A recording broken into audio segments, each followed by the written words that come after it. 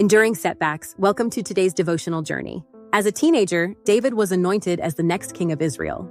But instead of ascending to the throne in a blaze of glory, he spent years running from Israel's current king, who repeatedly tried to kill him. During this time, David laments to God. He has honest conversations about his situation while holding on to the hope that God can and will restore him. Psalm 59 is the result of one of those conversations.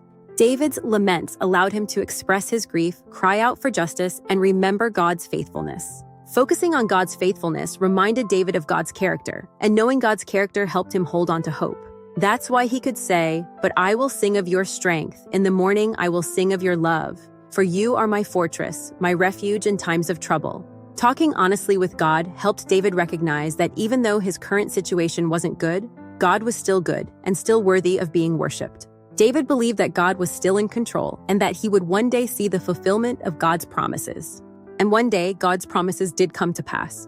But God didn't waste the years David spent as a fugitive. Instead, he used them to help David become the leader and warrior Israel needed. The setbacks David endured actually strengthened his character and prepared him for his future purpose. Although his circumstances were painful, God was faithful. And God can and will be faithful with your life. When you place your hope in Jesus, you never grieve in vain, because the God who is now is also the God who will be forever.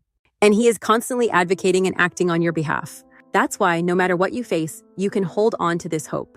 Jesus can turn your setbacks and sorrows into setups for your good and his glory. God can take your pain and use it for his purposes. He can make a way through your desert seasons. He is your source of strength and your refuge in times of trouble. Nothing is impossible for God. So today, continue to draw closer to him and look for evidence of his faithfulness. As you intentionally pursue God, look for ways to worship him like David did.